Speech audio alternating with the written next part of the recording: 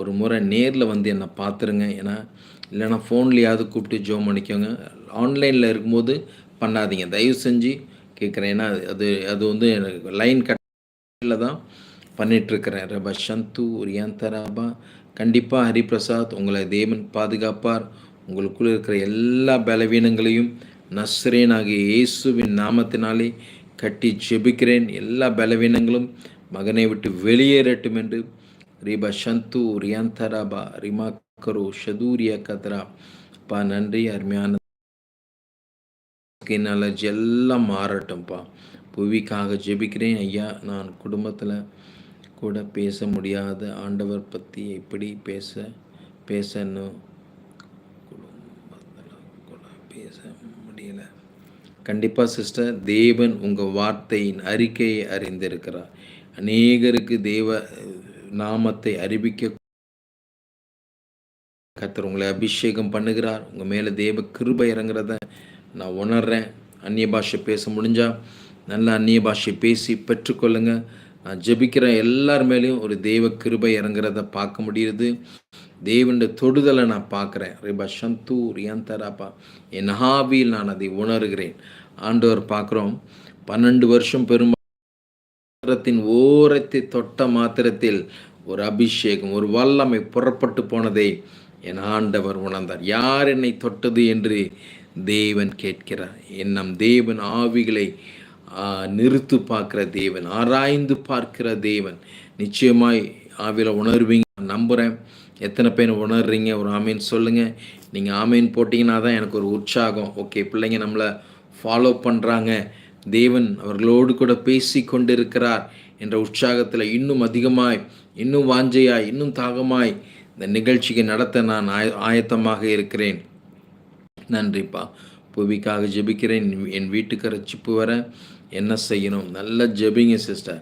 கர்த்தர் கட்டுகளை ஒட்டைப்பார். கர்த்தர் ஒவ்வொருத்தருடைய இருதயத்திலும் மாற்றங்களை கொடுப்பார். என் இயேசு பேசும்போது எப்படி சவுலை கர்த்தர் எப்படி பவுலாய் மாற்றினாரோ, சவுலை கர்த்தர் என்கவுண்டர் பண்ணாரோ இந்த தமஸ்கு வீதியில், நான் ஒரு விஷயத்தை சொல்கிறேங்க. ஸ்தேவான் மரணிக்கு முன்பாக வானத்தை அண்ணாந்து பார்த்து, ஆண்டவரே இந்த சவுலை தொடும் என்று அவர் கண்டிப்பாக ஜெபித்திருப்பார். வேதத்தில் சொல்லலை, ஆனாலும் அவர் ஜெபித்திருப்பார். ஏன்னா அவர் மரணம் அடையும் போது பாசிட்டிவாய் ஆண்டவரே இவர்களுக்கு மன்னியும் என்று சொல்லி ஜெபித்தார்.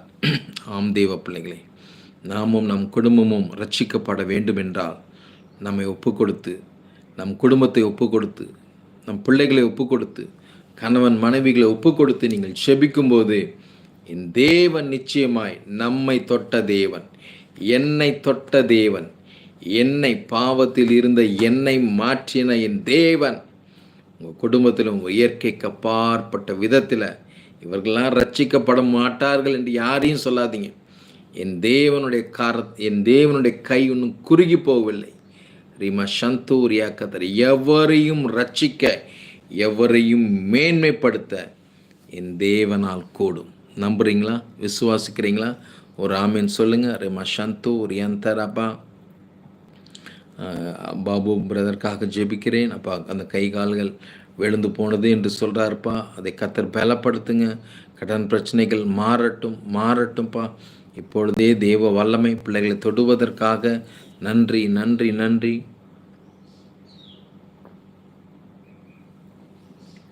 ஜெயந்தி சிஸ்டருக்காக ஜெபிக்கிறேன். இப்போ தேவ கிருபை, தேவ வல்லமை ஒவ்வொருத்தர் மேலும் தேவனுடைய பிரசன்னம் இறங்குவதை பார்க்கிறேன். ரிபா சந்து ரியாக்கத்தரா. தேவ பிரசன்னமே இறங்கி வந்திடுதே, தேவ பிரசன்னமே இறங்கியே வந்திடுதே, தேவா